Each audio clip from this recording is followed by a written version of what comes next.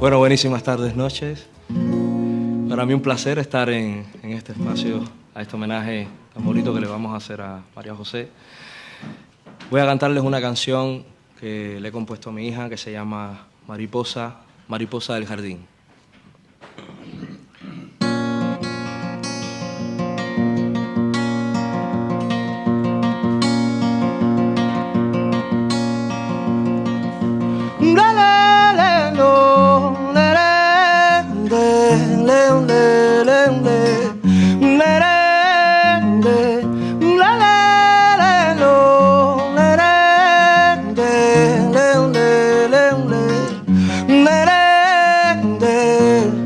Hoy te siento llegar,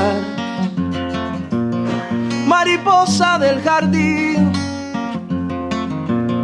Déjame ser tu sol, quiero que seas tú, guía de mi sentir.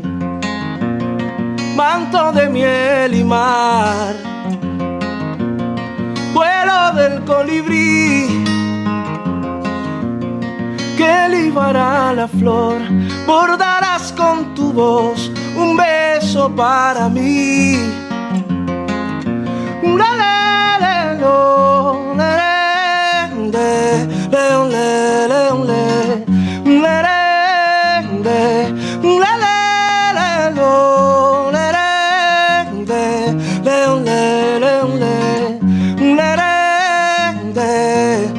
Las puertas se abrirán,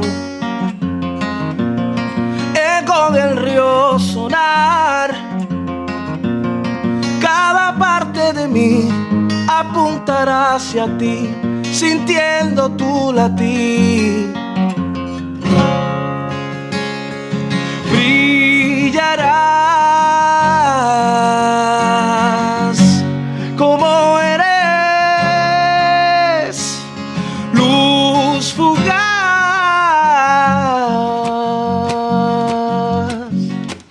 Te vio llegar, estás aquí. El cielo estaba abierto, la luna de papel. Buscabas tu camino debajo de su piel. Apartarás tormentas de todo tu alrededor, que siempre tu sonrisa inunde tu corazón.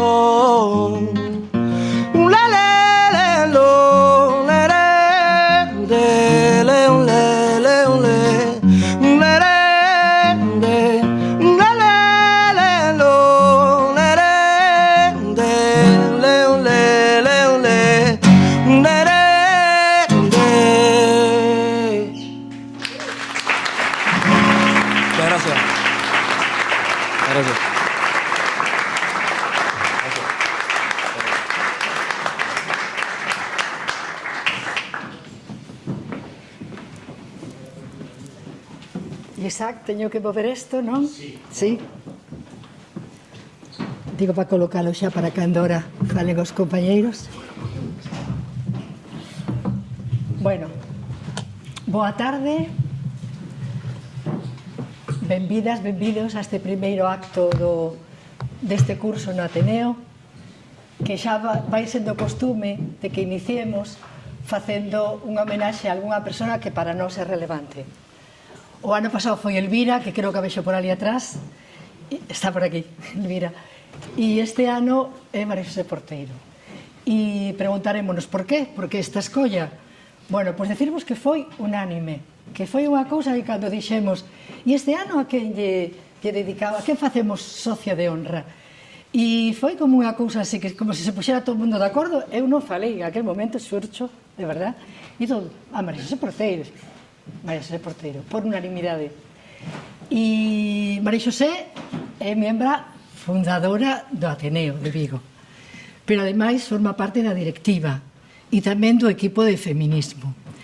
Entón, esta tarde vai haber aquí moitísimos amigos, moitísimas gracias, porque enseguida que os chamamos para pedirlles a súa colaboración, todo foron facilidades, e esas persoas van a glosar, van a loar moitas veces a figura de María Xosé, porque a coñecen dai moitísimos anos.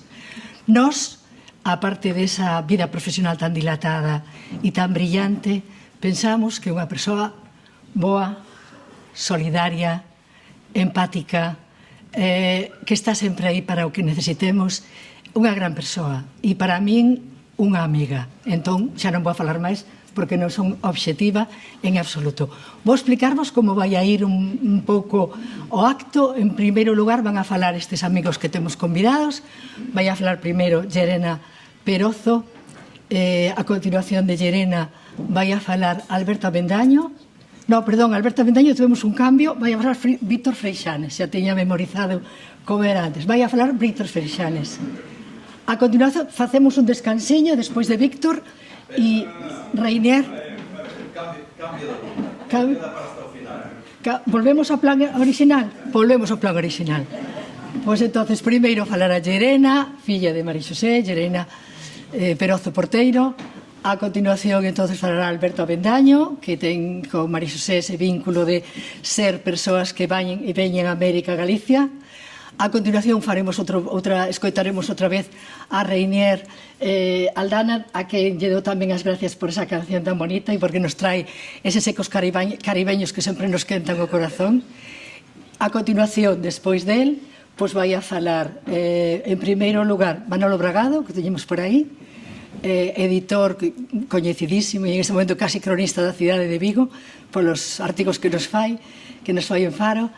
A continuación virá Amada vai a falar da parte feminista de María Xosé e entonces rematará Alberto Avendaño. No, Víctor Freixanes. Isto de falar sin papeles, por iso de que está ben ser espontáneo, a veces xogas as malas pasadas.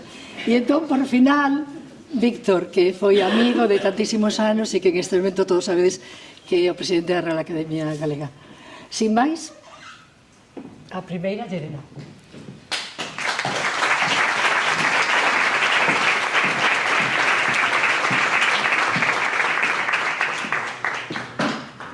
Bueno, Luisa, eu tiven unha mestra de oratoria que unha das primeiras cousas que me aprendeu foi que eso de improvisar non é boa idea, hai que levar un papelito sempre, unha chuletita, e boa, está por aí sentada a tal mestra de oratoria.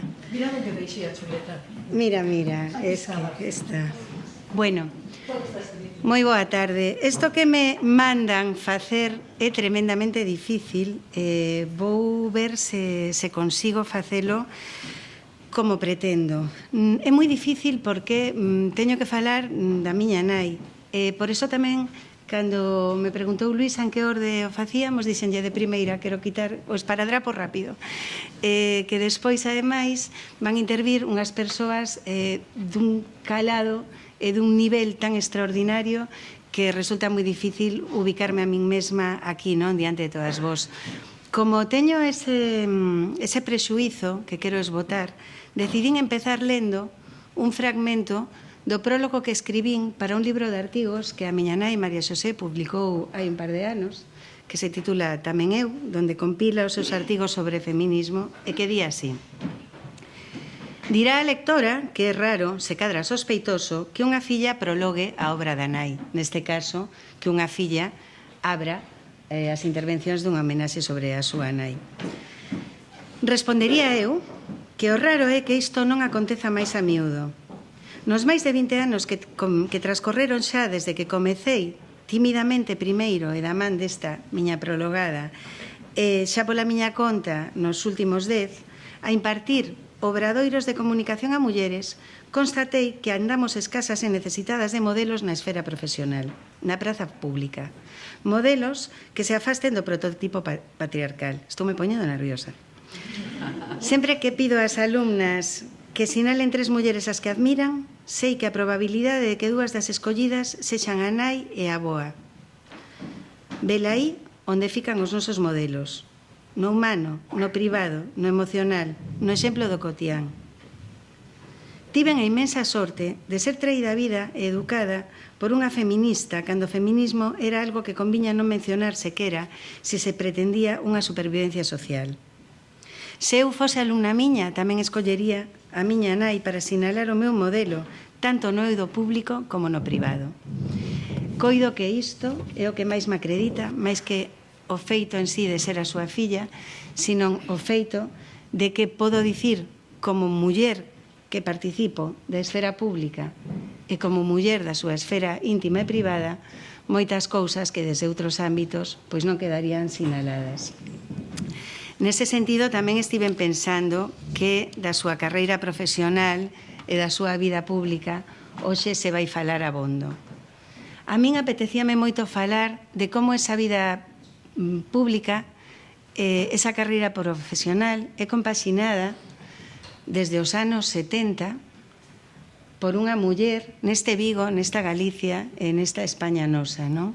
Porque eu oín algunha vez a miña nai dicir: non son boa nai, non estou tempo abondo convosco.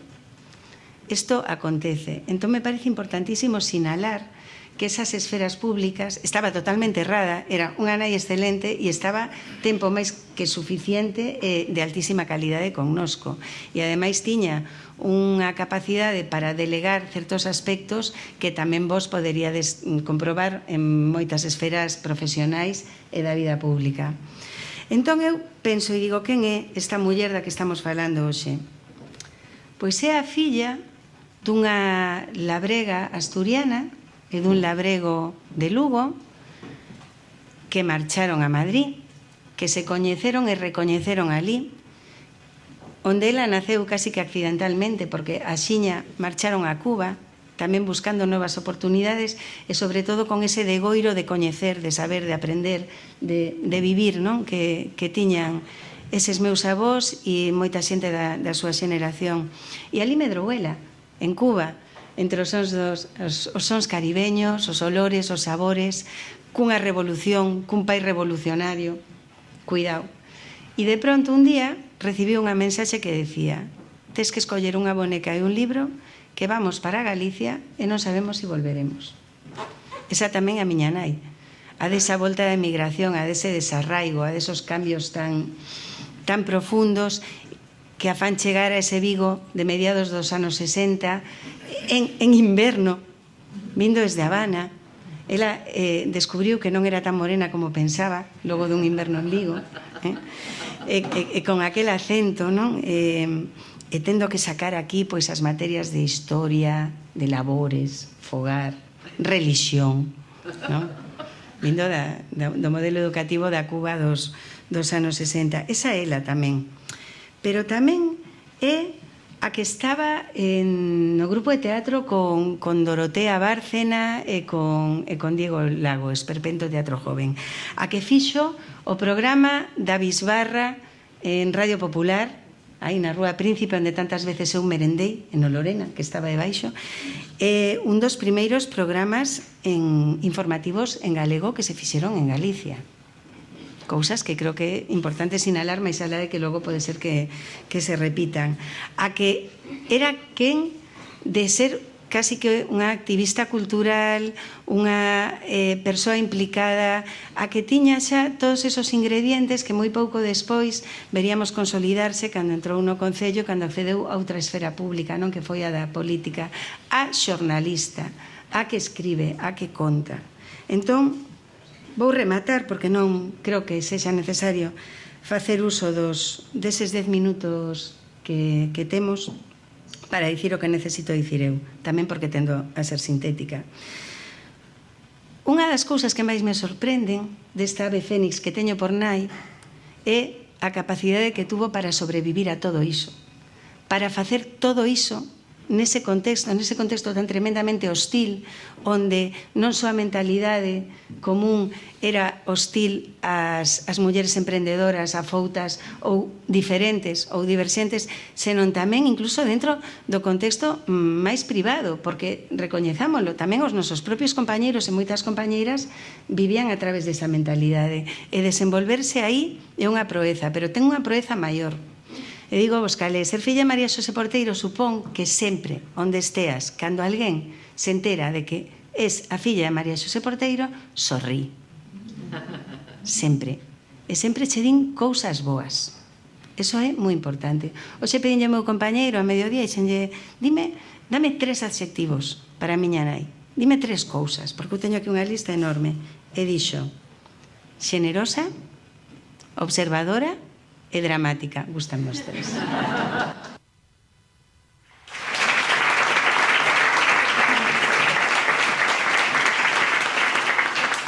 Pedinlle iso porque eu estiven compilando adxectivos que se publicaron sobre ela hoxe, onte, estes últimos días, nada máis. E teño boa, xenerosa, intelixente, valiente, eu engadiría temeraria ás veces, afouta, implicada, sensible, brillante, perseverante. Eu só engado unha, cun certo punto de ingenuidade que nunca perdeu, incluso despois de ver cousas feas, permanece, é unha capacidade de proxección excepcional. Todo iso fai de María Xosé Porteiro unha amiga estupenda, unha compañeira maravillosa, unha nai, filla e casi aboa, fabulosa tamén. Entón, por todo iso, creo que fai dela, como persoa implicada tamén, unha magnífica concidadá para todas as viguesas e os vigueses, e eu, no nome da familia, o único que me queda é agradecer a nosa cidade que llo digades e que llo digades hoxe, agora, que é cando é bonito escoitalo. Moitas grazas.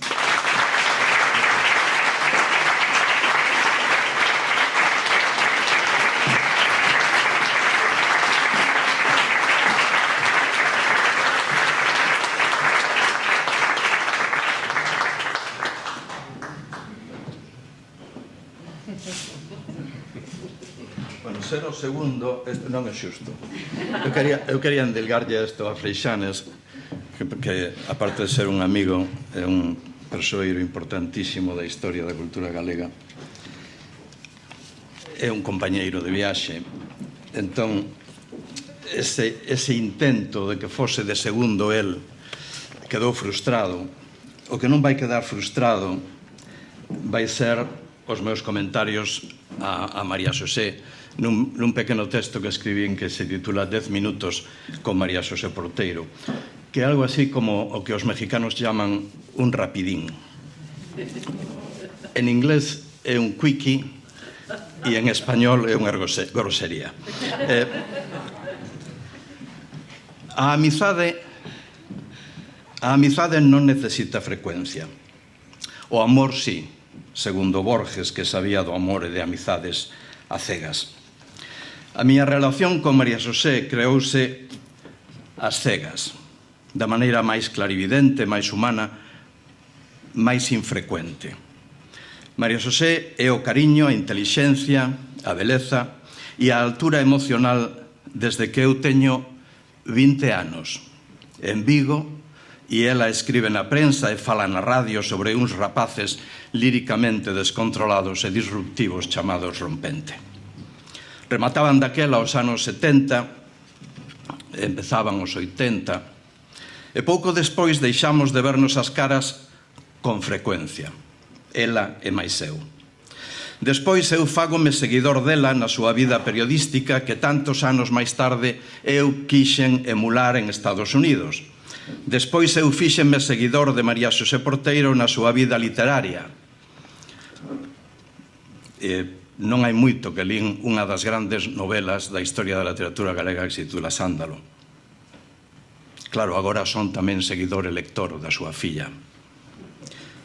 Despois fíxenme seguidor dela na súa vida no servicio público porque ela, a miña infrecuente amiga, entendeu sempre que a política é servicio ou non é, que é empatía, capacidade de relación metapartidaria ou non é. A non os dous pasaron os anos, así como 3, 4 décadas, pero na amizade o tempo non ten tempos. E un día recibo unha chamada na miña oficina onde eu exercía de executive editor e era ela, María Xosé.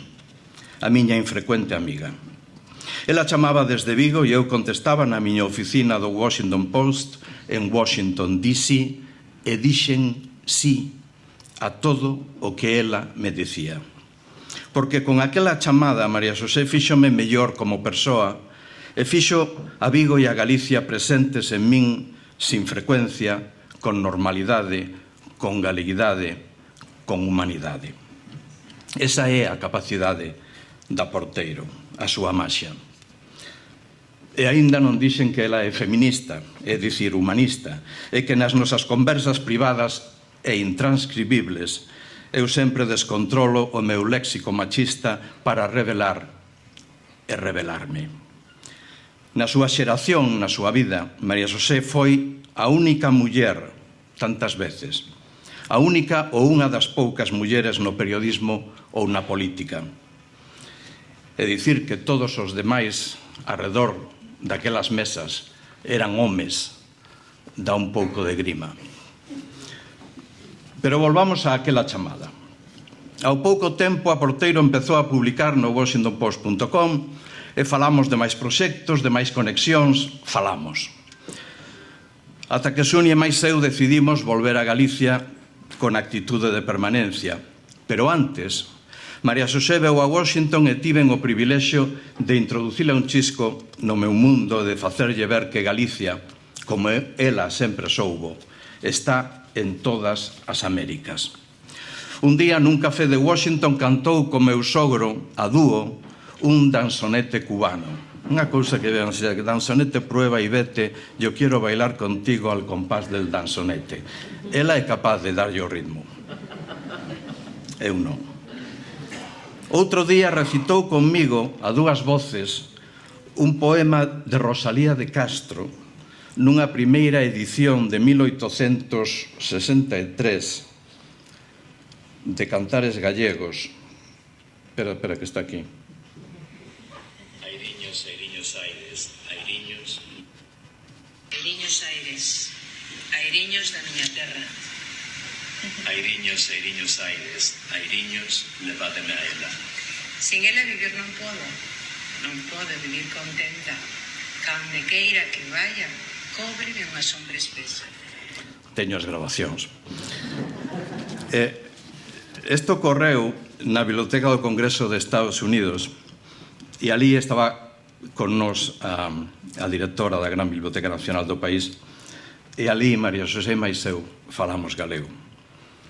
No tempo que María Xosé estivo comigo en Washington, vina na súa salsa. Ela levoume a ver o embaixador de España, eu leveina ao Congreso e falou con políticos, con representantes do mundo financiero, con escritores españolidenses da miña Academia Norteamericana de la Lengua Española, e con total normalidade mergullouse nunhas augas alleas como a grande embaixadora que sempre foi, con Galicia como axenda e as Américas como plataforma. Ela sabía que eu decidira volver a Galicia despois de 30 anos e paseando por Washington naquel outono americano, María Xosé foi comigo xenerosa en visións e en consellos. Ambos os dous sentímonos de sempre transatlánticos e estamos cómodos na pel híbrida do que se reinventa como os sentimentais felizmente frustrados que somos. Porque a frustración non é un mal cando se vive con consciencia. A frustración é un curso humano de realidade, no que podes levar un aprobado raspado e vivir con pretendida conformidade ou conseguir matrícula de honor toda a vida. E María Xosé sempre foi unha muller de matrícula. De aí a miña admiración e o meu cariño por ela. María Xosé é tamén a muller do amor e da liberdade. Eu sei no que son amigo pouco frecuente e que un día a encontrei nun parque, como no poema de Joan Marguerite, que ela ama. Jo també crec que la llibertat és fer l'amor als parcs. La llibertat és una llibreria, una forma de amor, la llibertat. Porque a María Xosé hai que amala entre libros e entre árbores. Canto nos queda por facer, María Xosé Porteiro? Hoxe, que os dous somos máis vulnerables e máis invencibles. Hoxe que ti és un exemplo de espírito indeleble, unha esencia de pobo de estrelas e un asombro para os que temos a honra de saberte amiga. Amiga, naturalmente, sin frecuencia. Moitas gracias.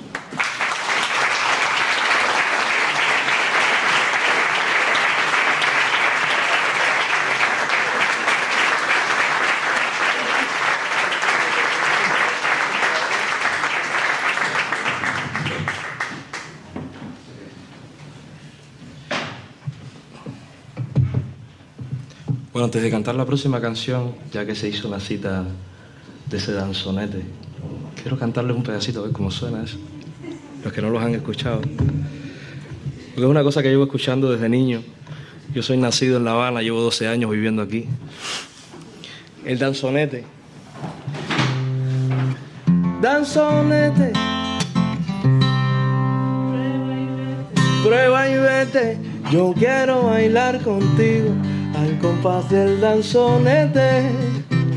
Danzonete. Prueba y vete. Yo quiero bailar contigo al compás del danzonete.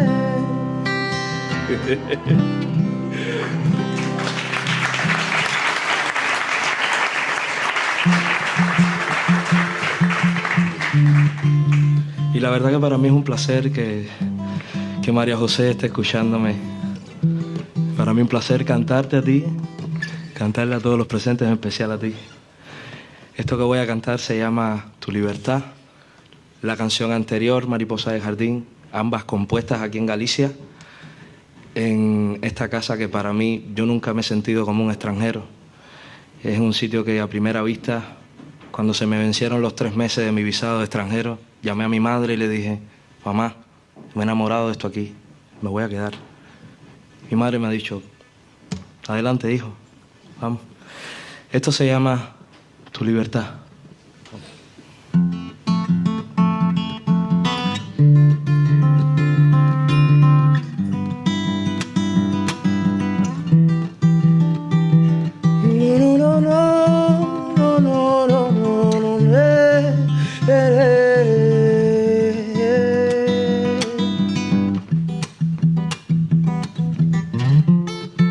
Es tu libertad, todo lo que queda es fe. Es tu libertad, todo lo que quema se va. Es tu libertad, todo lo que queda es fe. Es tu libertad, todo lo que quema se va.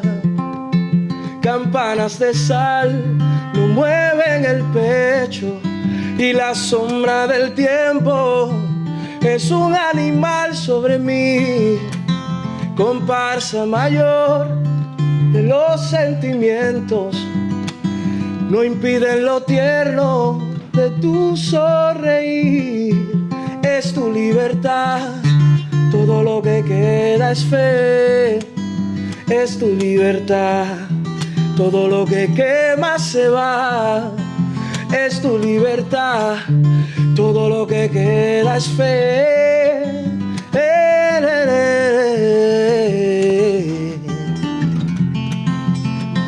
Mentiras, tal parece que no está tan mal, y salta sigilosa y fértil la verdad.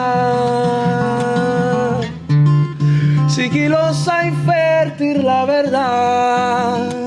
Oh. Es tu libertad, todo lo que queda es fe. Es tu libertad, todo lo que quema se va. Es tu libertad, todo lo que queda es fe. Es tu libertad, todo lo que quema se va. Campanas de sal no mueven el pecho, y la sombra del tiempo es un animal sobre mí, comparsa mayor de los sentimientos, no impiden lo tierno de tu sonreír, de tu sonreír. Yeah. No, no, no, no, no, no,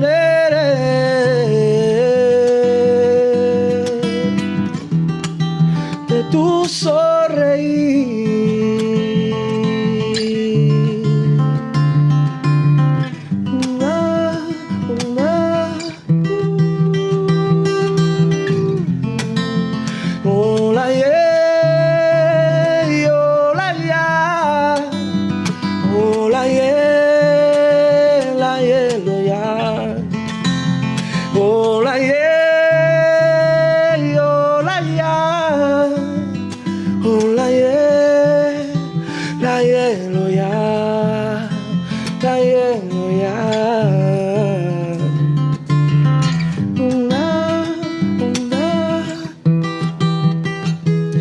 De tu sonreír.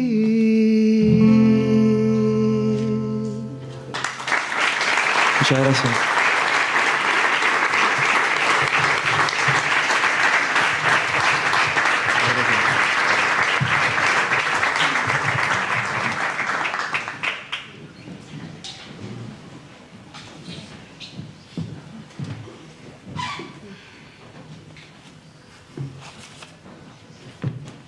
Boas tardes.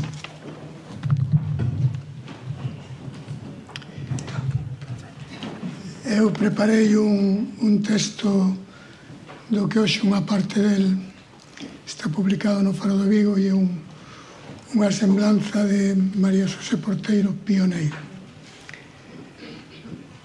Agradezolle a Luís Abad o convite para acompañar a María Xosé Porteiro nesta xornada na que cos maiores merecementos é recoñecida como socia de honra do Ateneo Atlántico, entidade da que foi fundadora en 2017, tanto pola súa trayectoria profesional, política e literaria, como e sobre todo polo seu activismo feminista, cívico e galeguista, que a caracterizou desde que chegou a Vigo aos 14 anos procedente da Habana, onde se trasladara con apenas 4.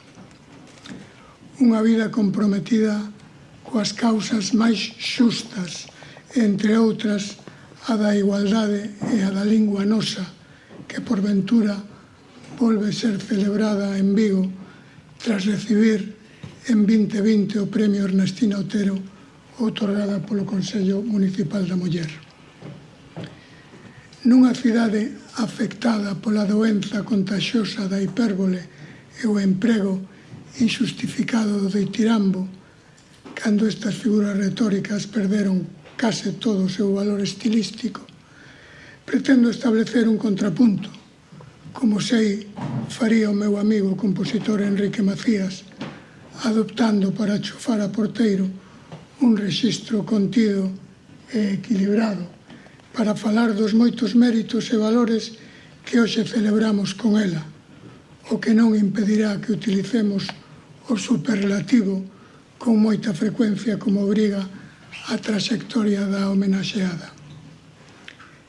Vaya por diante que na miña carreira de editor non podo gabarme de ter publicado algún libro de María Xosé Porteiro, razón pola que constitúe un aliciente máis compartir a miña admiración por ela, sen dúbida unha das figuras claves da que me gusta chamar xeración das 1000 primaveras máis, a dos xornalistas pioneiros e pioneiras na utilización do galego nos medios de comunicación nos anos de entusiasmo da reforma política e do inicio da autonomía.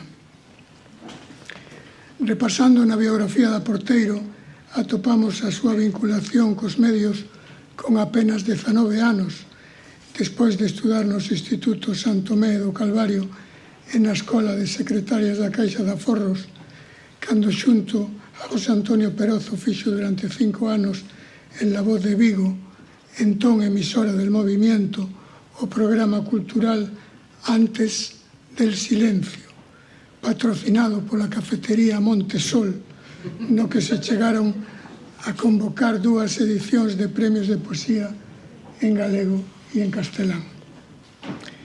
Se casí con engaiolante edición radiofónica e maior experiencia xornalística, Porteiro incorporouse á Radio Popular de Vigo, emisora da COPE, entón un fervedoiro informativo democrático, como a primeira muller da redacción de informativos, onde presentou Jaque a la actualidad, o informativo do mediodía, e dende 1981 a 1984 contou cun espazo propio, o programa A Bisbarra, dedicado á información comarcal, o primeiro íntegramente en galego nunha emisora en Galicia. Xornalismo radiofónico que compartiu co escrito, onde se foi decantando pola súa preferencia pola información cultural, colaborando en El Pueblo Gallego, onde as mulleres eran unha pequena minoría, sendo a primeira muller correspondente del País en Galicia entre 1982 e 84, ademais de delegada en Pontevedra da revista Tiempo. Colaborou de forma intermitente en La Voz de Galicia, coa sección de opinión, habitación propia e coas entrevistas da sección Corte e Confección, pola que pasaron a maior parte de escritores e escritoras galegos de entre séculos. Xénero da entrevista na que é auténtica mestra, na que deixou pezas longas memorables, como a entrevista con Álvaro Cunqueiro, con Celso Emilio Ferreiro ou con Carlos Casares, indispensables hoxes para entender o devir da literatura galega. Ademais do xornalismo, que constituíu a súa primeira actividade profesional, María Xosé Porteiro foi dende hai 5 décadas pioneira do teatro, da música e do activismo cultural na cidade nosa. Formou parte do grupo Esperpento de Dorotea Bárcena e Xulio Lago. Participou na organización das 2 primeiras edicións, 1972 e 1973, das Xornadas de Teatro Galego en Vigo, celebradas no inesquecible auditorio da Caja de Ahorros da Rúa Rosalía de Castro. Promoveu co cantautor Suso Bahamonde a grabación de 2 discos pioneiros de contos galegos para nenos en 1979 e 1980. Participou na fundación dos Premios da Crítica de Galicia en 1978, iniciativa anterior á autonomía rexestada no Círculo Ourensán Vigués, na que continúa contaxiando o seu entusiasmo e criterio rigoroso, entre outros activismos pioneiros dos que conserva, como ela confesou, numerosas cicatrices na cabeza de tanto petar con teitos de cristal e muros de pedra.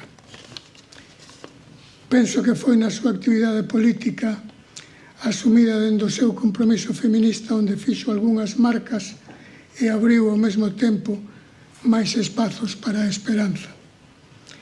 Teniente da Alcaldía do Concello de Vigo de 1987 a 1991, cando foi como independente na lista do socialista Manuel Soto, creou a primeira Concellería da Muller de Galicia, a primeira Casa de Acollida de Mulleres Maltratadas e o primeiro Centro de Información Municipal para Mulleres. Parlamentario do PSDG-PSOE en 2 legislaturas, deputada no Congreso de 2004 e 2007, foi delegada da Xunta de Galicia na Argentina e Uruguai, 2007 a 2009, unha experiencia moi fructífera que lle permitiu coñecer de primeira man o mundo de emigración pola que recibiría a encomenda do mérito civil. Comprometida sempre coas políticas de dereitos civis, cultura e igualdade, na última década despois de reincorporarse a súa praza de funcionaria do Departamento de Prensa do Concello de Vigo, foi escollida como membro do Consello da Cultura Galega, onde coordinou o Centro de Documentación en Igualdade e Feminismos e en 2019 designada por o Parlamento de Galicia como adxunta a valedora do pobo. actividade pública incesante que non lle impediu, aínda que fose de forma intermitente, desenvolver unha obra literaria en lingua galega na que explorou os xéneros xornalísticos e o ensaio e con singular acerto un interesante catálogo narrativo. Coautora de unha biografía de referencia de Celso Emilio Ferreiro do ano 1982 e de numerosos ensaios arredor da comunicación, foi outra vez pioneira coa súa primeira novela, Cobardes, publicada en Irindo en 2001, un thriller considerado como o primeiro da chamada novela negra viguesa, xénero no que Porteiro, narradora experta, se sinte cómoda para abordar temas como a trata e a explotación sexual, como amosou tamén recentemente en Taviva, editorial Elvira 2023, no que aborda a violencia yihadista despois dos atentados de 2017 en Barcelona e Cambrils. Como particular interese literario ten a súa celebrada novela Sándalo, Galaxia 2019, na que aborda as relacións entre Galicia e Cuba por medio do relato protagonizado por unha familia que, como a súa, prendeu raíces en ambas as dúas terras.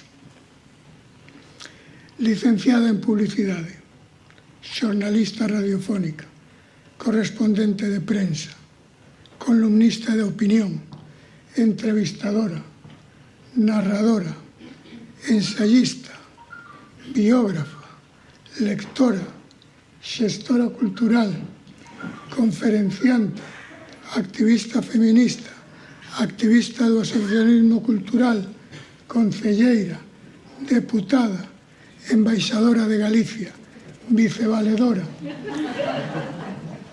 A relación de méritos e actividades de María Xosé Porteiro é imposible de reducir.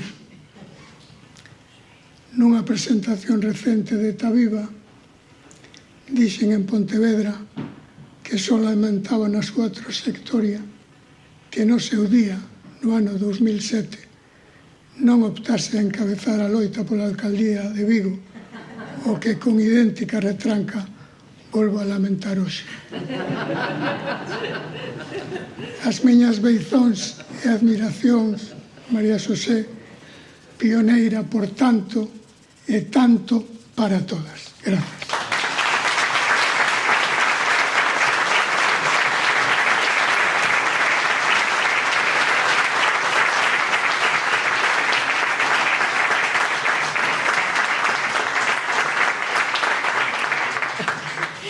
Eu xa sabía que precedéndome Manolo non precisaba facer máis mención a todos os méritos que ten esta nosa compañeira María Xosé hoxe no Ateneo. Esa é a miña responsabilidade hoxe aquí que asumín con alegría, non?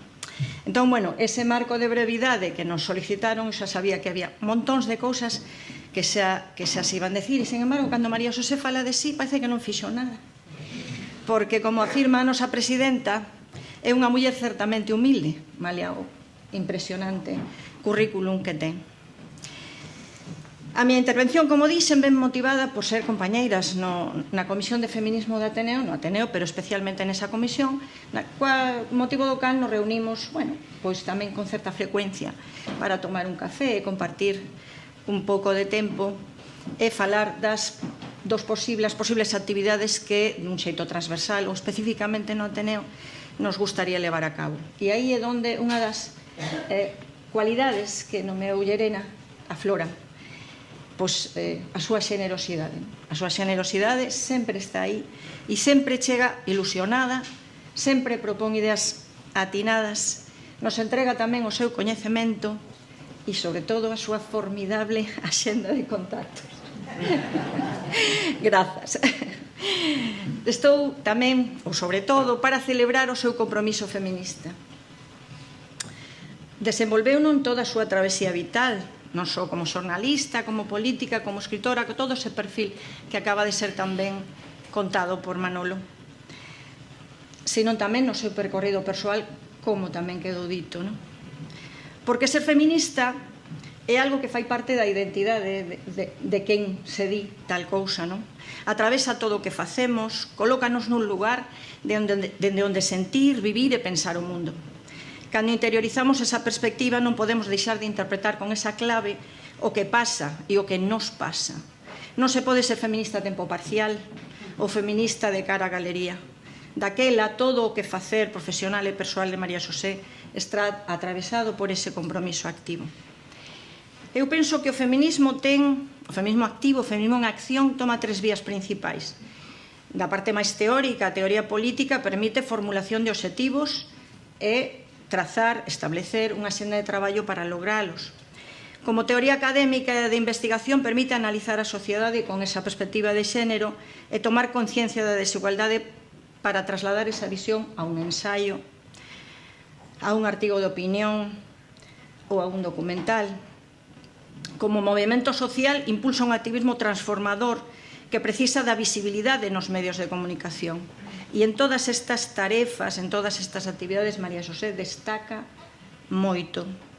Ela é incansable, porque é consciente de que a tarefa non admite desmaio, porque o que non se pelexa, pérdese de contado, como me dixo outro día. A nosa compañeira e amiga leva máis de 40 anos facendo parte importante dese caudal de pensamento e de acción, que permitirá, esperemos que máis pronto que tarde, lograr a igualdade, eliminar a discriminación e calquera forma de violencia contra as mulleres. Sabemos que son máis de 40, porque ela mesma, facer memoria, decátase de como explosionou esa conciencia naqueles anos 80 vigueses, tan movidos, cando como xornalista entrou en contacto asiduamente con mulleres que pertencían ao activismo sindical, as mulleres que estaban xa nos partidos políticos ou as mulleres que desde asociacións como Alecrín fixeron o seu percorrido e a súa loita nesta cidade. Mulleres que se movilizaban a favor da consecución de dereitos como o divorcio ou aborto libre e gratuito. Campañas que tiveron moitísima repercusión mediática e que foron moi controvertidas, porque remexeron os alicerces dunha sociedade na que o pensamento hexemónico era profundamente reaccionario e patriarcal. Outras loitas ás que ela lle deu voz naquel momento tiveron que ver co impago das pensións alimenticias aos cativos consecuencia dos divorcios, as que tiñan como obxectivo igualar as condicións laborais e salariais das mulleres que estaban no traballo asalariado, e tamén as loitas das mulleres que traballaban no fogar. Tomou conta de moitos aspectos desas desigualdades e da discriminación por razón de xénero sobre os que había pouca información, nun momento no que casi todo estaba por facer, por investigar e sobre todo por contar. Tempos que hoxe nos parecen afastados. Viñamos do franquismo, parece que o franquismo sucedeu na Idade Media, non? E a idea predominante era que o feminino era completamente antitético co exercicio de profesións de relevancia pública, co poder que outorga empregar a palabra, emitir opinión, tomar posición. Ademais, os problemas e necesidades das mulleres se consideraban algo non de segunda, de quinta, tal vez, de quinta orde. Asomaban apenas a palestra pública asuntos como os dereitos sexuais e reproductivos, e iso sí, a violencia machista daquela era e segue sendo un plano no que aínda queda moito por facer, non? E formaba parte das reivindicacións, eso sí, transversalmente de todas as organizacións feministas. Así que a nosa amiga mergullouse nun proceso de autoformación, porque daquela non había másteres, información de ningún tipo. Ela traballou sobre o terreo, lendo, entrevistando, escribindo. Daquela, como xa se dixo tamén, non había mulleres nos medios, eran moi poucas esas pioneiras. E tamén os dereitos desas traballadoras dos medios tamén eran conculcados, como ela sabe, por experiencia propia. Tamén era escaso o número de mulleres na política. Segundo me contou, foi a única, eu xa non nos recordaba, a única muller na corporación do 87. Destes asuntos ocupouse como xornalista, como articulista, como cidadá activa, e todos tiveron reflexo na súa actividade política. Como concelleira, xa o dixo Manolo, puxo en marcha tres aspectos, tres abordaxes fundamentais para mellorar a situación das mulleres en Vigo. E neso foi tamén pioneira, ainda que formaba parte dun movimento xa en marcha, non, que viña desde o inicio dos anos 80, ou concretamente do ano 83, cando ten lugar a creación do Instituto de la Mujer. E como parlamentaria, como muller na política, fixo parte de todo un movimento moi importante para a consecución dos dereitos das mulleres no feminismo chamado institucional. Nos máis de 20 anos desa etapa política, fixéronse plans, canalizáronse recursos, impulsáronse as cotas, por exemplo, aprobáronse leis moi importantes, a da violencia de xénero, a nova lei do aborto ou a de igualdade, que, entre outras cousas, introduciu os permisos de paternidade, que agora alguén quere cambiar, e melloraron os de maternidade, unha demanda feminista clave no longo camiño de poñer o cuidado no centro das políticas públicas. Ela fixo parte activa e impulsora de todo ese cambio. Como articulista, ensayista, narradora, pon a súa capacidade analítica e creativa a favor da visibilidade dos temas que forman parte da xenda e dos debates actuais do feminismo. Temas como o abolicionismo da prostitución, a trata de mulleres co fin de explotación sexual, a crítica da pornografía, a violencias sexuais, os ventres de aluguer, a fenda salarial, o teito de cristal, a feminización da pobreza, os efectos multiplicadores da desigualdade de xénero cando intersecciona con outras situacións como ser pobre, migrante ou pertencente a unha minoría étnica. Nas súas novelas retrata esa realidade, se dalle alento a personaxes femininas con axencia, mulleres protagonistas, valentes, que empregan o seu poder e actúan con sororidade.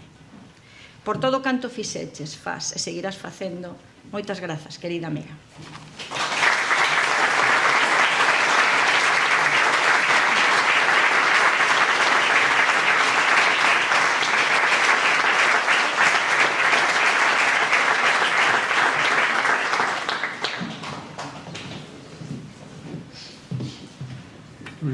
Boas tardes a todos e a todas. É unha alegría ver a tanta xente e tanto amigo e tanta amiga xuntos arredor da figura de María Xosé. A ventaxa que ten, tamén ten desventaxas, pero a ventaxa que ten falar ao final é que os meus predecesores no uso da palabra e as miñas predecesoras no uso da palabra pois xa dixeron as cuestións de fondo importantes e a información cumprida alrededor da figura e da personalidade de María Xosé. E entón eu non vou repetir iso porque sería unha redundancia absurda. Suscribo e aplaudo e agradezo toda esa información. Pero a ventaxa de falar ao final é que un pode falar da súa crónica persoal con María Xosé Porteiro. Por tanto, ademais de todo iso, ademais de todo o que se di, e por certo, encantoume encontrar a Amada Traba, que tamén era compañera en Radio Popular, cando estábamos todos xuntos ali, había moitos anos que non nos víamos. Pero eu de María Xosé falaría de 4 cousas, a partir da miña experiencia persoal con ela, non? A primeira é cando a coñecí, na Fundación dos Premios da Crítica. Ainda non se chamaba Fundación dos Premios da Crítica, era a parroquia de Viei Toledo. Viei Toledo reuníanos ali no Círculo Ourensán Vigués, e non quero dar nomes porque vou esquecer a moitos amigos e amigas que estaban ali, pero ali estaba María Xosé Porteiro e Xosé Antonio Peroz. Unha María Xosé era unha moza guapa, sempre con pantalóns vaqueiros,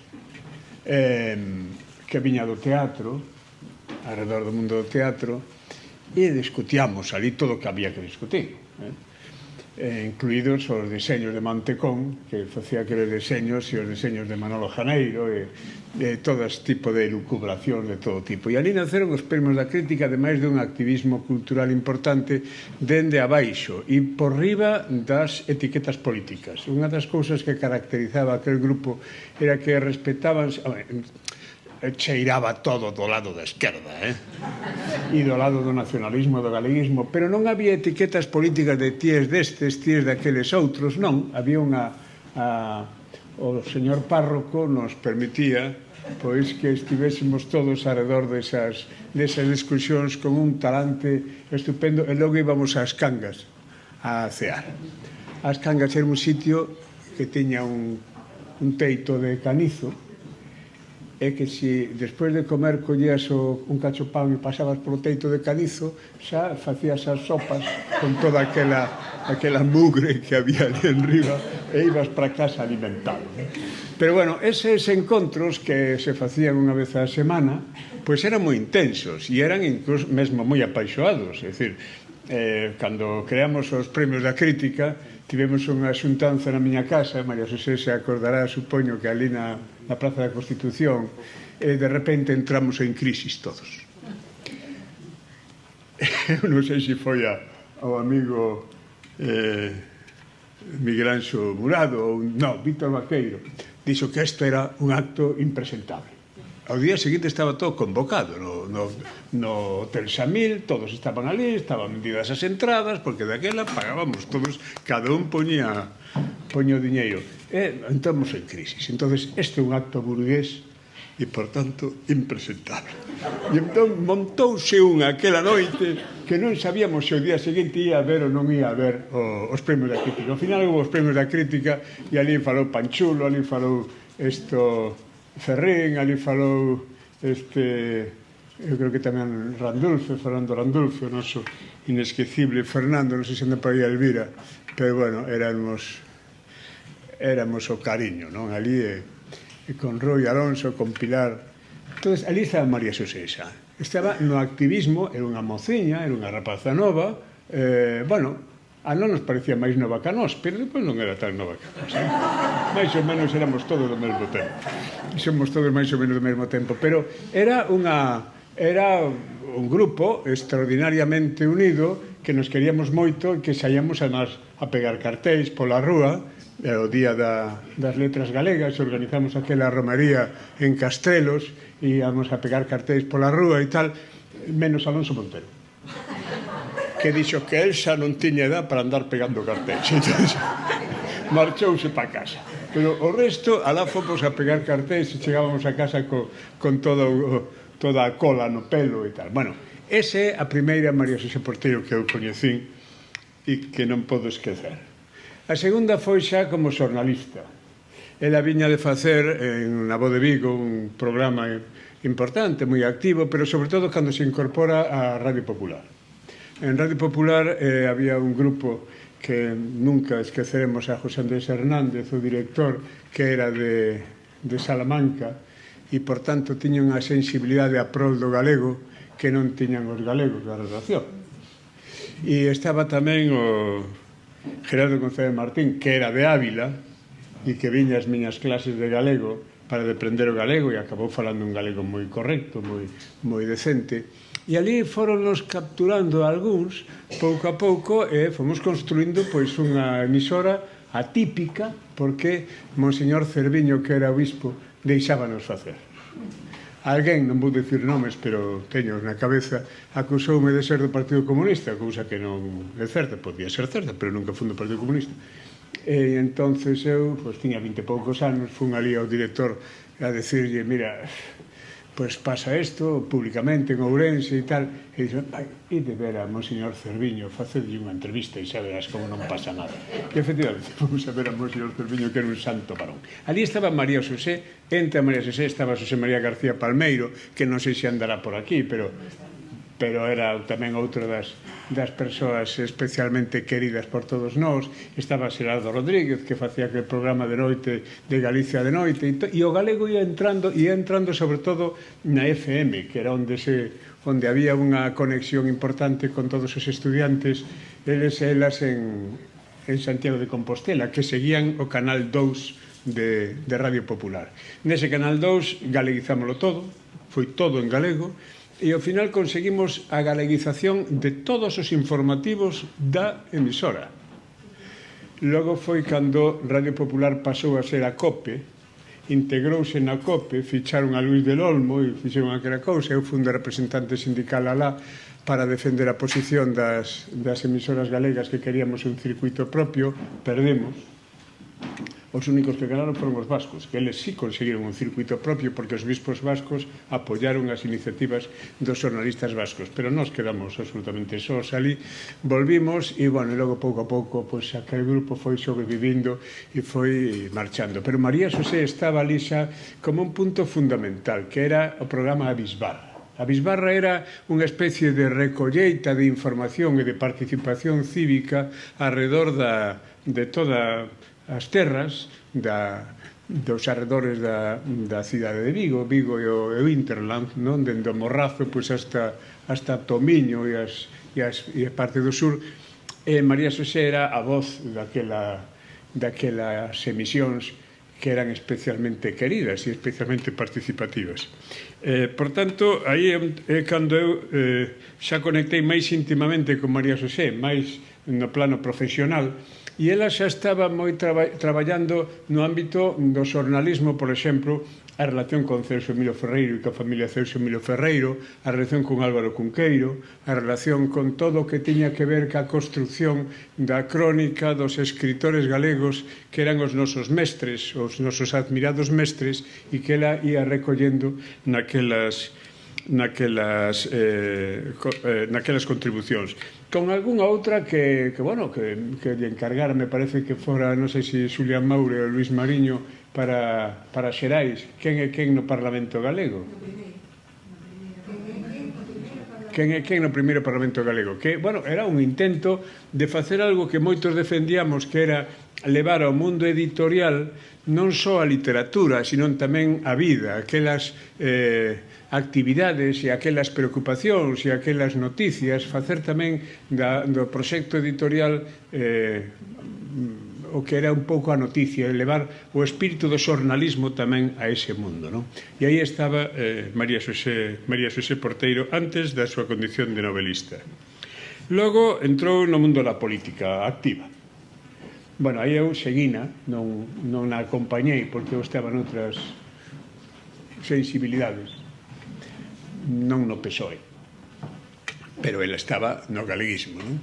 E entón sempre foi o facho a referencia das iniciativas dentro dun posibilismo práctico e intelixente para sacar adiante as cousas que ela consideraba importantes da política. Moitas delas falaronse aquí. O feminismo, por exemplo, foi unha delas, e as iniciativas das que se falou aquí dende o Concello de Vigo e tamén dende o Parlamento de Galicia e dende o Parlamento Español. E unha cuarta, aí eu, cando nesta parte falaría do feminismo, non? Da contribución de María Xosé ao feminismo a partir de conquistas prácticas para que fose posible que a presencia da muller e da reivindicación da muller e dos dereitos da muller estivesen presentes tamén na vida pública e na vida institucional. Logo, a cuarta dimensión foi cando coincidimos en América. Eu viaxaba moito, sobre todo a Buenos Aires, e ela estaba ali de delegada do goberno en Buenos Aires. O recordo que deixou María Xosé Porteiro en Buenos Aires é impresionante. E dou fe porque eu sí que sigo tendo moita relación con aquela xente, os Carlos Bandeiros, os Débora Campos. María Xosé era o referente ali. Recordo nunha das miñas viaxes que me enseñaxe salía a delegación, estaba todo moi ben e tal, pero sobre todo a capacidade que teñas de conectar con aquela Galicia de América que non sempre aquí entenderon, nin entenden, e que é un capital enorme que temos ciscado polo mundo, organizado polo mundo moitas veces, con experiencias como ese Instituto Santiago Apóstol, que é un exemplo maravilloso de como as organizacións galegas ali son capaces de poñer en marcha iniciativas importantes cando hai sensibilidade para facelas visibles, e o mesmo sucedeu no Brasil, o mesmo sucedeu na experiencia que contou Alberto nos Estados Unidos, etc. Por tanto, esa dimensión de María Xosé na Galicia exterior, na Galicia de América, é unha dimensión seguramente non comentada ou non ben informada, pero aseguroos que é moi importante. E un último punto foi xa a súa actividade no Consello da Cultura Galega. onde coincidimos tamén, onde ela con responsabilidades na executiva, que era un brazo dereito moi importante para apoiar a Rosario Álvarez Blanco, que era a presidenta e que se apoiou nela, e do Dolores Vilavedra, etc., para poñer en marcha un capítulo do Consello con especial sensibilidade cara á presencia da muller. Hoxe o Consello de Cultura Galega ten unha presencia da muller moi importante, cuantitativamente e cualitativamente moi importante. E iso é o resultado do traballo de persoas que, co seu exemplo, ca súa axenda, como decía non sei quen aquí, ca súa axenda, e con ese sorriso que sempre María Xosé soubo poñer. Porque se teño que rematar e tivese que poñer unha imaxe de María Xosé Porteiro, eu creo que María Xosé Porteiro é o sorriso. Non o sorriso de Gardel, o sorriso de María Xosé Porteiro. Moitas gracias.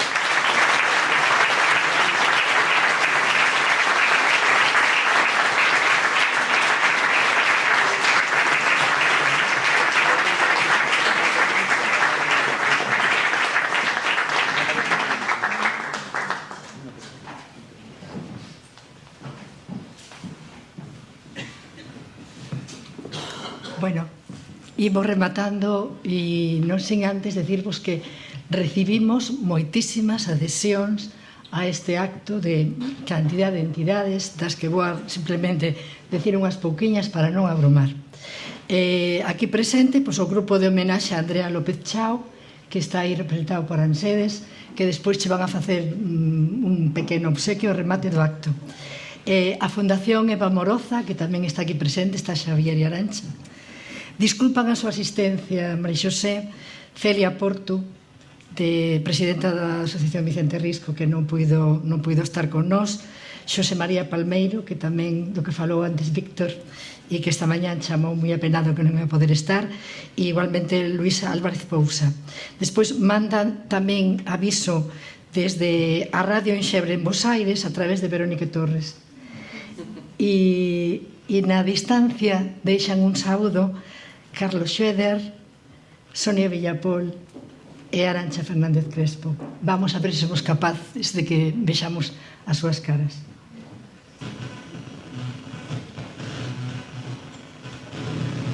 Hay quienes somos más bienaventurados que otros por el inmerecido hecho de considerarnos amigos de María Xosé Porteiro. Es por eso que, haciendo uso del homenaje que la Ateneo Atlántico ha organizado para este 1 de octubre, podrían regarme en encomios y alabanzas, lo cual no es necesario, ya que para eso habemos constancia de su obra literaria y periodística, de su trabajo en el área de la cultura, de la política y de los derechos humanos. Pero si acaso eso no fuera suficiente, está el testimonio de quienes la conocen, la admiran y la quieren. No es que nos sobren las palabras, sino que a veces el lenguaje no es suficiente para dar cuenta de la fortuna de sabernos sus contemporáneos. Vaya pues entonces, desde esa ciudad que María Xosé Porteiro también supo transitar y que se llama Buenos Aires, el más afectuoso saludo, en modo porteño, que es otra manera de decir gallego. Pois ben, como a todos vos, eu a María Xosé teño un profundo agarimo e gratitude e admiración. Non? Estou segura que moitísima máis xente se ten beneficiado da súa bondade, non? E a de xustiza deste reconhecemento e agradecemento público. María Xosé é unha persoa entregada á xente que disfruta dando sen pedir nada. Non? É unha das mellores terapias para a felicidade que existen, pero curiosamente non é algo pouco común. María Xosé é unha persoa tamén que penso que é íntegra, con uns valores moi poderosos plasmados na súa obra e na súa maneira de ser e de vivir. É unha mentora, unha mestra, e iso faina unha persoa especial. Gustalle enseñar, gustalle aportar e apoiar e axudar. E admiro-a por a súa defensa férrea dos seus ideais. Non só de palabra, de obras e feitos, pola súa curiosidade e empatía, pola súa templanza, pola súa serenidade frente ao mundo hostil moitas veces que nos rodea, e transmitindo todo con emoción, pero no que fai e como fai, pero con un sorriso, sempre desprendendo esa positividade e calma e sutileza e dulzura, pero con moita forza ao mesmo tempo. Demostramos que a súa palabra reflexiva e sosegada podes cambiar o mundo. O vínculo de María Xosé Porteiro coa emigración, e sobre todo cos que estamos fora, é enorme, é inmenso, tanto a nivel persoal como a nivel profesional, co seu traballo de política exterior, ou que as súas maravillas de obras, por exemplo, esta obra de arte que é Sándalo, que teño aquí no meu despacho, porque o feminismo para ela non é unha moda pasaxeira.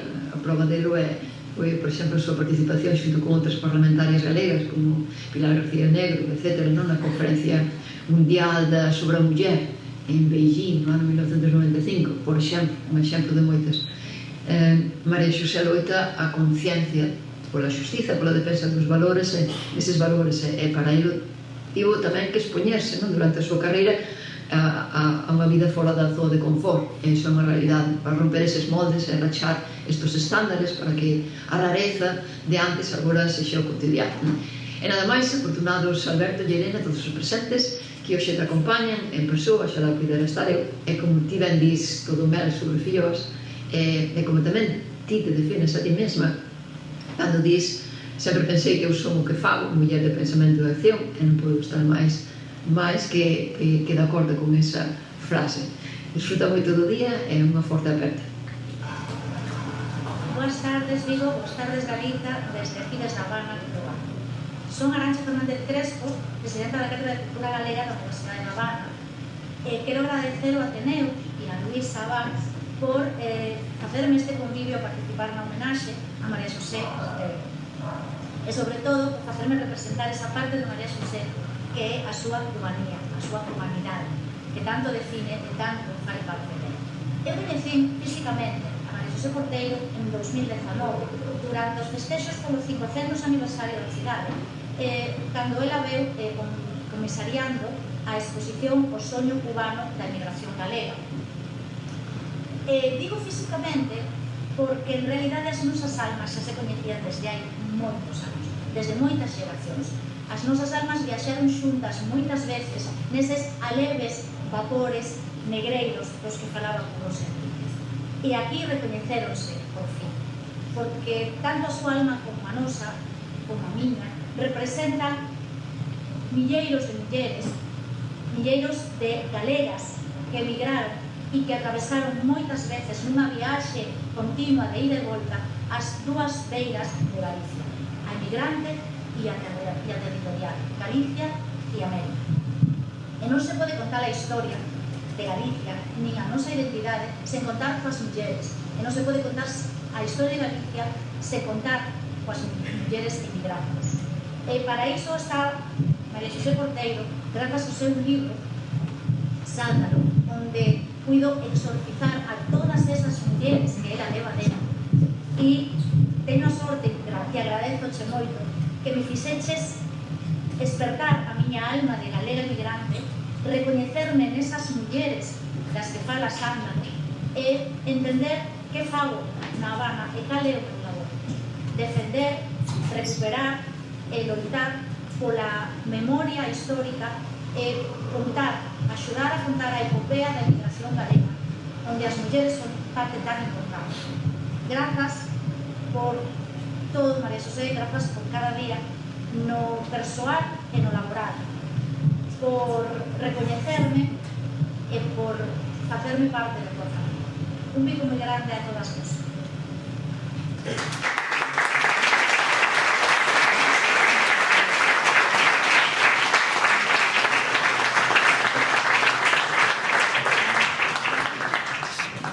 Bueno, e agora temos unha espontánea que preparou unha cousa que non sabemos moi ben o que, pero chamo a María Lado.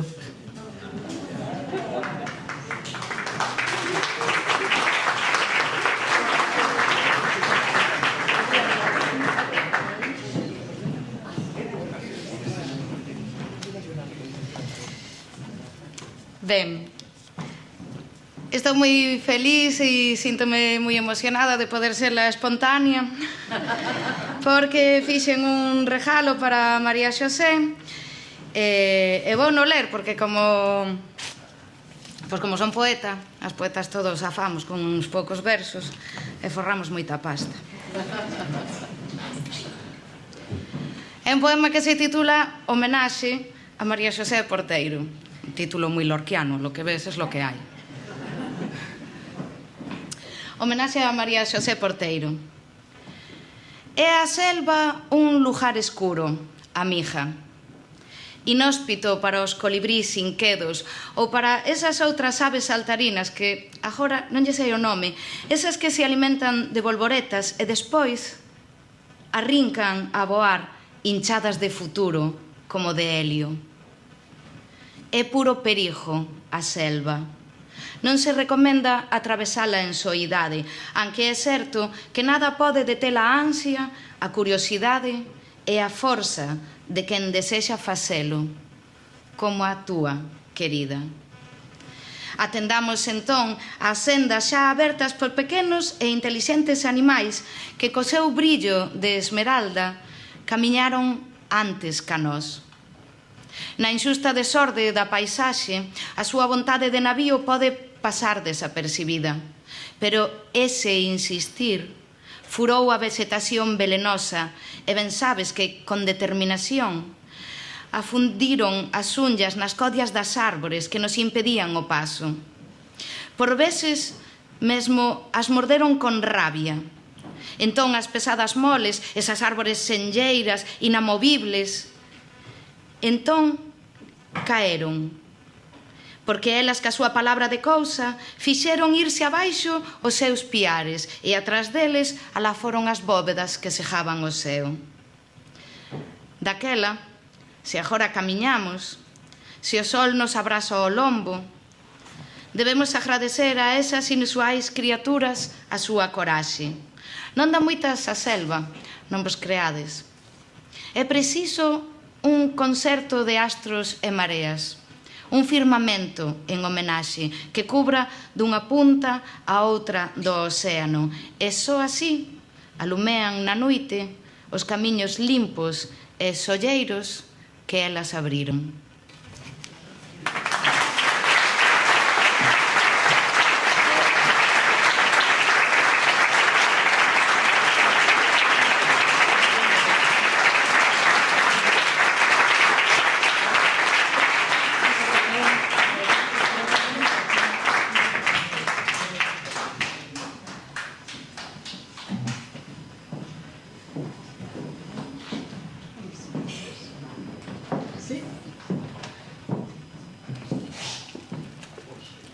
Bueno, é un pequeno agasallo que é o noso emblema do Ateneo.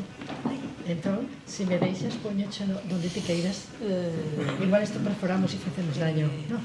Digo por aquí. Só fai menos daño, que se o fago aí ferido que non quero.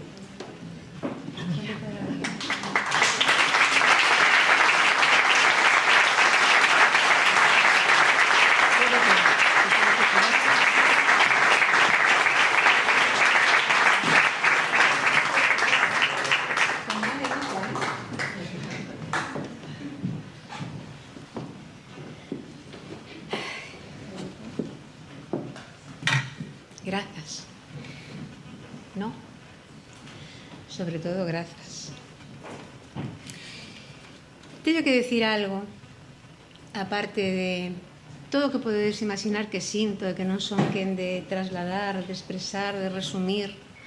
Imaginade o máis grande que se poda sentir e que teña que ver coa gratitude, iso teño eu dentro de min e quero que o imaginedes, porque podemos estar falando aquí 3 días seguidos e creo que non son horas. Quero agradecer e felicitar as diferentes equipas que fixeron do Ateneo Atlántico de Vigo un lugar referente cun peso moi importante en somente 7 anos no panorama do activismo cultural do noso país. Só 7 anos. E, bueno, pois eu vou dar unha serie de nomes, se me falta algún que me perdone, pero non podo non mencionar a Anxo Cavada, a Teruca Conde, a Puri Silva, Fernando Fernández, a Paula Quiraldez, a Xulio Valde, a Nacho Pérez, a Xavier Paz, a Xan Carlos Bernárdez, a Mari Sueiro, a Fernando Domínguez, a Mada Traba, Emilio Zonzunegui, Marta Souto en tempos, Manuel Forcadela, Lucio Penedo e algunhas que están en diferentes áreas de traballo concreto, pero que quero mencionar moi expresamente, porque estamos na Comisión de Feminismo Priscila Retamozo e Chis Oliveira. Si se me esqueceu alguén, por suposto Luis Abad, pero para ela teño que darlle un especial, imaginades, non? Pido disculpas porque estou moi emocionada. Grazas tamén a todas as persoas que falachedes. Freixanes, teño que contarte un chisme. Hai unha cousa que non te lembras, pero é curioso, entón vou non contar. A parte do rollo que quería ler, igual que vou ler despois. Cando eu entro no Concello en política, está por aquí Santomé, que foi un dos culpables. Moitas tardes vim a miña casa para convencerme, en fin. Eu estaba na órbita de Esquerda Galega, non é que militaba en Esquerda Galega, presentaba os actos de Esquerda Galega, é dicir, con Camilo Nogueira. Estaba no Consello de Radio e Televisión Española en Galicia representando a Esquerda Galega e o partido, é dicir, fixen campaña por Camilo Nogueira sendo xefa de prensa dun alcalde socialista que tamén era candidato, é dicir, estaba hasta aquí, non? En un momento dado, pois hai unha presión moi forte por parte do goberno municipal para que eu entre coa posibilidade de crear unha concellería da muller. Era unha posibilidade difícil de non ter en conta naquel momento nunha cidade na que había un feminismo en eclosión, coas HMs, coas alecrinas, coas compañeiras de comisións, é dicir, era unha cidade en plena ebullición e había unha posibilidade de facer algo. E sabes o que fixen, Víctor? Na miña casa, que de vez en cando nos veíamos na casa, ali na travesía de Vigo, pois creo que estaba tamén... Estaba Manxo da Río, estaba Destí Malós, estaba Víctor Vaqueiro, estaba ese grupo así que estábamos habitualmente, e eu vos reúno para darvos a noticia de que me propoñen ir como independente nas listas do PSOE para poñer en marcha, isto non o contei, máis que amigas e amigos moi próximos, pero forma parte da historia deste país, bueno, da miña historia, para formar parte do goberno municipal como independente. Era unha condición para mí sine qua non daquela, claro. Inxenua de min, ti cando entras logo é moi difícil sair, pero eu daquela pensaba que con iso guardaba algo na casa. E quería a vosa opinión. Necesitaba que aquel consello de sabios e sabias me dixeran que lles parecía. Si valía a pena, si iba a ser un sacrificio enorme, si podería facer algo. Todos, unánimemente, en plan realidade galega, mellor que esteas ti que estea outro. Ti di que sí. Non te lembras? Pois ese foi o consello político que logo me mantivo tantos anos despois en política, porque é verdade que unha vez que entras, pois, si podes facer cousas.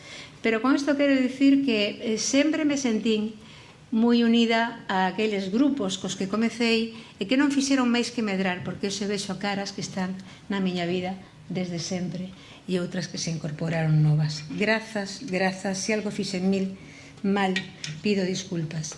O mellor algo que vou facer agora tamén está mal feito, porque vos vou dar un pequeno rollo non tan tierno, non tan lindo, non tan doce como que me dechedes vos a mí. Pero non podo desaproveitar esta ocasión. Neste acto, onde somos tantas mulleres como homes, que está organizado por unha entidade polo Ateneo Atlántico, que preside unha muller e que non por acaso ten entre as súas seccións unha específica de feminismo. Acompáñannos mulleres que representan altas actividades da vida social, da vida pública. Semella que estamos confirmando unha nova xeira, mas sempre lembro que non somos apenas unha molécula de pó de estrelas no conxunto do planeta. Dos 8.000 millóns de seres humanos que o habitamos, nada menos que 6.000 millóns viven en situacións de pobreza, guerra, fame, subdesenvolvemento e ausencia de dereitos humanos, tamén e nomeadamente para as mulleres. Hoxe escoitei lembranzas de xenerosas amizades que valoraban a miña trayectoria pública, abrindo portas antes pechadas para nosoutras. Outras abriron antes para min, pero disto pasou xa medio século. Pero seguen moitas outras portas pechadas, mesmo para nós, e hai innumerables agresións para as que teiman en vivir en condicións de dignidade. Recentemente foron as afganas. Non hai nada as iranianas. mesmo as norteamericanas, non hai tanto, co tema do aborto, ou os milleiros de africanas, hindúes, asiáticas, mulleres de povos orixinarios, que non computan nos indicadores positivos dos dereitos humanos. Dubidei sobre a oportunidade de falar disto hoxe nunha xornada que ten tanto de festa e rompín varios borradores. Xa tiña outro gracioso, outro tenro, outro grato, cando de repente o calendario me dá unha labazada e me lembra que hoxe fanse 93 anos da aprobación do sufraxio feminino nas Cortes da Segunda República. Veña experta, sentín o laio de Clara Campoamor baténdome nas orellas. Lembra porque estás aquí. E caí na conta. Estou aquí por ter querido ser toda a miña vida unha muller pública. Desde os anos 70, pateando redaccións de xornais e emisoras, en locais onde non había baño de señoras, pois nin estábamos, nin se nos esperaba. Como tamén lle pasou Carmen Conde, cando ocupou a primeira cadeira dedicada a unha muller na Real Academia Española da Lingua. En el pueblo gallego non había baño de señoras. E que máis fai falta dicir? Así, ese tópico de que fun única ou primeira muller en tantos sitios, bueno, única en algúns sitios, das primeiras en outros, aquí vexo compañeiras como Marisa, como Magis, que tamén son das primeiras, éramos poucas, pero bueno, a min tocoume en algún sitio ser tamén a única ou a primeira. Pois ese tópico persígueme como un recordatorio que non quero que desapareza, porque sigo sin ser a única. Fomos lexión, pouco a pouco, ata que a nosa visibilidade obrigou o xeito de calificarnos e comenzar o cambio da linguaxe para que estivésemos de feito designadas. Todos tedes algunha anécdota como as que atesouro eu. Non vou contar máis, somentes por recuperar o tono festivo e a alegría de saber que vivimos cambios importantes facendo sen esquecer que todo pode volver atrás. Que lle preguntemos ás mulleres dos Estados Unidos, repito, coa cuestión do aborto. Así que vou rematar cun decálogo. Declárome ateneísta, porque os ateneos naceron para permitir a socialización fraterna de cidadáns e contra os abusos de poder. Rosaliana, como a mestra, que sendo unha rapazola lá polo 1858, ensinounos que somos libres, nada pode conter a marcha dos nosos pensamentos, e eles son a lei que rexe o noso destino. E unha declaración neste decálogo martiana, como apóstolo cubano da liberdade, porque acredito e loito para que se cumpra a súa máxima expresada en 1891, de que somente un pobo culto pode ser verdadeiramente libre. Declárame campoamoriana, sufraxista, feminista, lembrando que dixo a grande deputada tal día como hoxe, 93 anos atrás: señorías, síntome cidadá, tanto como muller, e considero que sería un fondo erro político deixarnos a marxe neste dereito do sufraxio. A muller que agarda e convive con vós será indiscutiblemente unha nova forza que se incorpora ao dereito e non hai senón que empurrala para que siga o seu camiño. E declárame ferreiriana, como a Celos Emilio, na súa cantiga do desterrado: libertad canto me tarda, mais a miña arela agarda a luz que anuncia o día. Daquela concluo como Arenal, reafirmando a miña crenza en que as cousas xustas que empezan por desexarse rematan por conseguirse. Dixen.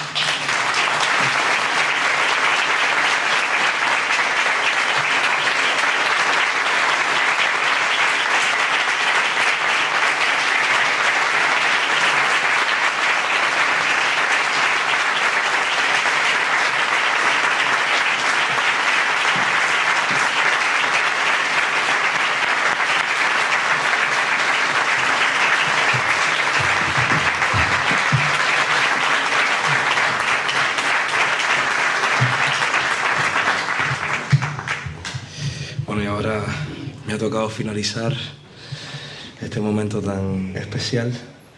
Pues ha venido un pajarito a decirme que hay una canción que le gusta mucho a María José.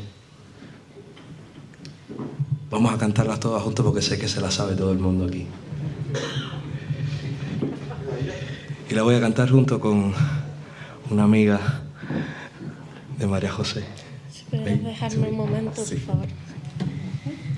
Esto es totalmente improvisado, pero yo quería darle las gracias a María José por el abrazo desde que llegué a este país. Llevo 1 año ya en Vigo y ella fue una de las primeras personas que me abrazó de verdad, que me dio muchas fuerzas para seguir.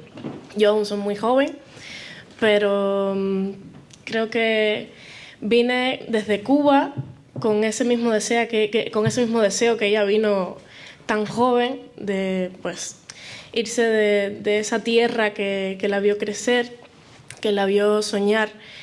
Y desde la música hoy quería regalarle esto, de verdad muy improvisado, estoy muy nerviosa, pero es la causalidad de la vida de que yo haya conocido a Rey en este panorama musical vigués sobre todo, y que haya llegado así un homenaje a María José, donde lo llaman a él para cantarle su música y yo poder pues regalarle esa canción que a ella tanto le gusta. Y nada, que espero que siempre estés en mi vida, de verdad. Muchas gracias, María José. ¿Esto aquí? Estamos...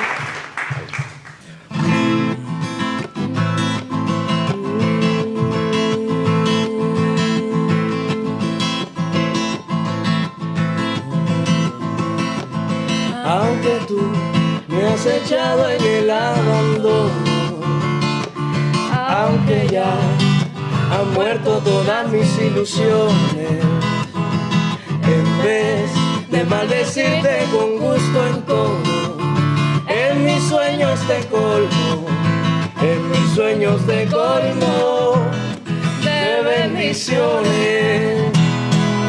Sufro la inmensa pena de tu extravío,